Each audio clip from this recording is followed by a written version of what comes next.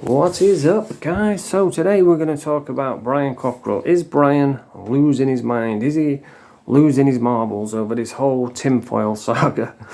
Well, I made a video a while ago talking about this, and I was kind of joking, saying, oh, Brian's going to end up in a psychiatric ward. He's going to be with a doctor, and the doctor will be like, Brian, is tinfoil in the room?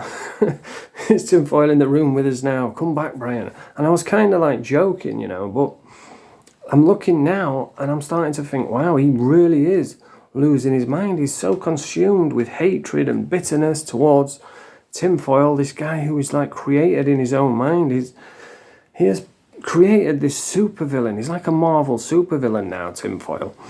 And the way Brian talks, it's like he thinks tinfoil's in a big castle on the top of a hill, you know, with a thunder and lightning, sat in a big throne, like, whoa, whoa, whoa. You know what I mean? And he's losing his mind over it. If you don't know who tinfoil is, it's Jamie Boyle. He's an author, and I don't know what's happened. Jamie Boyle writes books for everyone. He's done loads of books. He's really good at it. And he's done one for Brian, apparently. And now I don't know what's happened, but this is just what I gather from watching on YouTube. It looks like tinfoil did a book for Brian. Brian wasn't happy with it, and they took him to court, and I don't know what happened at court, but this is what's caused this whole rift. And now Brian is just so consumed with this tinfoil thing that it's ruining his life. You can see it. It's overtaken his entire existence, and every time he's back to doing live now. He's been away for a couple of months.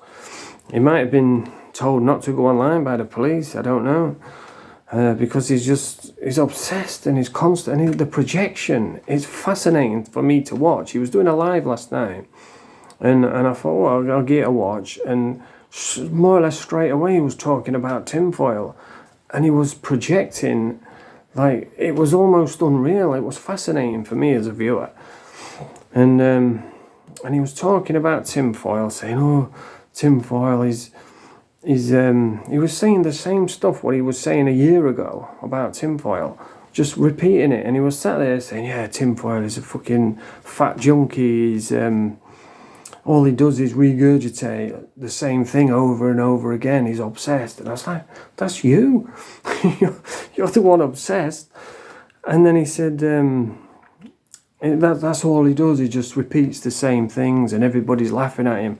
And I'm thinking, mate, that is you. And then he said, I couldn't believe it. He said, tinfoil, he thinks he's a superstar. And I'm like, that's fucking you. And then he actually said it. He said, oh, tinfoil thinks he's a superstar. He thinks he's a Lee Duffy or a Brian Cockerill. I'm like, wow, this guy legit thinks he's a superstar. But it's not really that surprising when he thought he was like top 5 hardest in the world and a registered rally car driver and a registered therapist, of course. But yeah, he said he thinks he's a superstar. I mean, you think about superstars.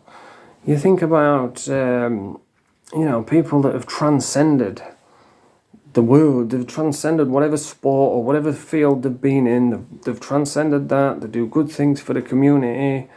People like Tyson Fury, everywhere they go, people know who he is. He does massive work for charities and helps young boxers coming through, and that's a superstar, not some old fucking bully that just goes around punching people and taxing people, because that's what he's known for. He's known as the taxman. But when you say he's a bully, then he starts calling you tinfoil, saying, oh, that's tinfoil that. But you can't claim to be a taxman but then say you're not a bully. That's like the definition of being a bully, is robbing things off smaller, weaker individuals. And it goes on about everything turns back, all lanes lead to tinfoil. He was talking about Ebenezer Greensplat, saying, oh, that's tinfoil, we know you're tinfoil. I was like, wow, this guy it's like he's possessed. It's taken over his entire life. And I don't know who Ebenezer is, to be honest, but it's not tinfoil, is it? And one thing I do know, what I've figured out about Ebenezer is, I could pretty much guarantee he's an old school raver, because the songs that he uses in the background, probably like late 80s, early 90s, he's probably around about my age. But yeah, I like watching Ebenezer. He just talks the truth, but he doesn't show his face, because the people he talks about are likely to go to his house and beat him up just for telling people the truth, because that's what type of people we're dealing with. And listen, if somebody like that can change their life around, then I have massive respect. I admire that. Like someone like Matt Legg, you know, he's changed his life around. He was probably a bully back in the day, you know, a debt collector, and I'm sure he's beat loads of people up. But now he's changed his life around, and he talks about addiction, he talks about mental health problems, he's trying to train boxers, and the thing is, like, if you want to say that you've changed your life, then you have to do that. You can't just say it. And he actually does it, Matt Legg, because he got faced with a little bit of adversity and he handled it like a man, like somebody who's trying to change their life. And what happened was Decker, who, I can't stand Decker, he's the one person on here who I feel free to talk about in a bad way, because he really is a piece of shit. And he was going down the whole thing with the acro, when he was saying, oh, I'm going to show me acro, and he had no intentions of showing it because he can't, because he's got dodgy charges. So he was just doing what he always used to do and say, yeah, I'm going to show me acro. So Matt Legg reached out to him and said, look, if you want to show your acro, send it to me and I'll show everyone. You know, I'm impartial, you know, I'm not playing either side. I'm a middleman. I will take your acro and I will show it to people, and you can prove to everyone that you're not a wrong 'un. But Decker can't do that because he is. So straight away he just started attacking Matt, saying, well, you're just trying to stay relevant, blah, blah, blah. And Matt Legg, I'm sure he was fucking angry, because he has fought at the highest level. He has fought the best fighters in the world. He fought AJ, he fought James Toney. So he is a legit fighter. And so when someone like Decker comes along and starts saying stuff like that, I'm sure he wanted to go and punch his head in, but he didn't. You know, he got off YouTube for a couple of days, and then he came back and said, listen, I'm not going to bother with Decker anymore. You know, and he said, I was really angry, but I've got over it. I'm past that now. And that is somebody who is really trying to change their life and do good things. But look at what Brian did. He went, Ernie Elwood said disagreed with him. And what did he do there? Started screaming and raging. Oh, I'll send gypsies to your house, and you know, you're just jealous of the taxman, and spent like 3 weeks straight just really berating this guy and talking shit about him, and it's like a big baby. And yeah, he's coming on lives again, and he's just consumed with tinfoil. Now, I don't know what tinfoil's done, right? And maybe my honest opinion is probably tinfoil's give him a little tickle, you know, sent him a few sneaky messages or something just to wind him up. And Brian's just done the rest himself. It's just run with it. And he really is a nasty piece of work. He was talking last night about tinfoil for a change, saying that he was dressed as a woman with Atwood. And they were all sat in a room, and he was saying, oh, they're all limp-wristed, making fun of gay people. So apparently he's homophobic as well as a bully and a liar. And all they were doing probably was getting dressed up as a woman and going around town in fancy dress or something, you know, having a laugh. But he's so consumed with hate. He's attacking him for being gay and all this. It's really sad to see. And I can't understand why his missus doesn't pull him back and say, Brian, what are you doing? You're making yourself look stupid here. Because he was a hard man back in the day, back when he was doing his Taxman documentary, which, by the way, is absolutely hilarious. And he's walking around with his cape on and his drainpipe tracky bottoms, and laying down the law and kicking people's doors off and taxing drug dealers and making millions of pounds whilst driving around in a Datsun Sunny with his crew of killers, Vulture and these other fucking dogs, his mate, Terry Thicko. But he was a real hard case, you know. He was a tough guy, and he was legit. I don't think he was top 5 hardest in the world, but you know, he was the law back then.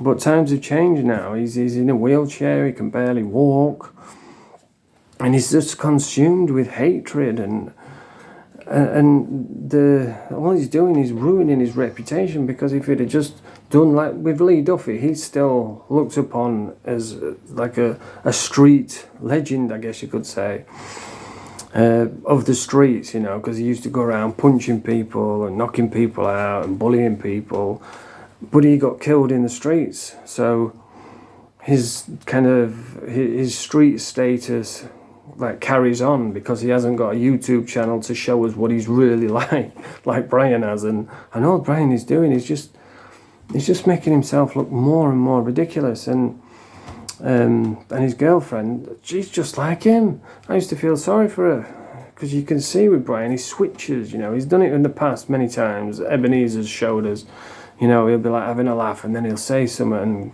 like growl at her as though, yeah, something's a bit dodgy there. But she's just as bad as he is. She's coming online every single day, and it's like they're talking in code. Like, oh, this is the Riddler, and this is the one down south, and he's a wrong un, and Mr. Specs is a wrong un. It's like, what are you on about? Nobody knows even what you're on about. But why is she not stepping in and saying, come on, Brian, what are you doing, mate? You're just making yourself look silly. But yeah, it's like tinfoil. There's the old saying, living in his head rent free, and tinfoil is like he's set up camp in there. He's got his own fucking business in Brian's head, and he's not even doing it anymore. And just when I start thinking, you know, is Brian fucking telling the truth here? Because according to Brian, tinfoil is a heroin addict. And he was making fun of smackheads as well, which kind of prompted me to make this video, if I'm honest. And he was making fun of addicts, saying, oh, tinfoil's a smackhead. He's sat in his room shaking, going, oh, I need me brown. And I thought, well, you're a fucking crackhead. So, you know, what gives you the right to look down on addicts? Well, you're an addict yourself, just like the scruffy bloated sheriff does. He looks down on everyone for being an addict, for being smackheads. But he's a big, fat, horrible cunt. An alcoholic and a fucking drug addict. What gives him the right to look down on other people? But yeah, that's what he's doing now. He's a real nasty piece of work, in my opinion. And I can't understand why people aren't like pulling him back and saying, that's enough now. You're just making yourself look more and more ridiculous. And just when I start thinking, is tinfoil, you know, because it's calling him a baghead, a crackhead, or just saying he's homeless on the street, saying he's not written any books at all. But then Jamie's like doing interviews with Junior Witter, who was a world champion boxer, and is it Scott Welch? I'm not sure what his name is. He was a heavyweight boxer back in the day. I think he fought Nigel Benn. So I'm thinking, if he's a heroin addict, if he's homeless, if he's a con man and all these things, what Brian's saying he is, then how's he interviewing these guys? They've got like 500 grand cameras on them, and it's like he's just invented it all, hasn't he? But I tell you what, if it is tinfoil trolling, then he's got to be the best troll ever. Because according to Brian, he's the reason the Black Plague exists. He's the reason that for everything bad that ever happens, it's tinfoil's fault. But yeah, if it was me, I'd say to Brian, I'd say, look, mate, just forget about tinfoil. You know, concentrate on telling everyone your bullshit, your stories from the past. You know, concentrate on trying to help people. And he says that he helps people. He's saving lives. He's saved 55 lives this month. But I think what he's referring to there is probably someone's messaged him and said, oh, Brian, I'm in a bad way. And Brian said, oh, go and get some exercise, eat some healthy food. And then that's it, you know. And he's probably said, oh, yeah, cheers, Brian. And Brian takes this as, oh, I've saved his life, and then comes online and tells everyone how great he is. But yeah, he is absolutely losing his marbles, and to see him, like, he sits there, and as soon as you mention tinfoil, he starts going like that. I'm like, wow, what is wrong with you, dude? It's consuming. You've got to let it go, man. You're going to end up in a bad way, and I have lost my marbles before. It was horrible. You know, I'm lucky I didn't get sectioned. That's how bad I was. I literally lost my mind. I thought there was a naked cult living in the back garden. I ran out with a hatchet and everything. So it's not a good place to be when you lose your mind, and I can see Brian's going down that road, and he's going to end up getting sectioned or imprisoned or something. You need to let it go, man. Let go of Tim Foyle. Just forget about him. And if he is doing all this stuff, then just he's going to get caught, isn't he, I suppose. But there's no way he is. He can't be. I think it's just all invented in Brian's head. But anyway, that's my opinion on the matter. Let it go, Brian. Move on. Try and help people like you say you do. If you like this video, press the thumbs up, subscribe to the channel. Nerve the pop.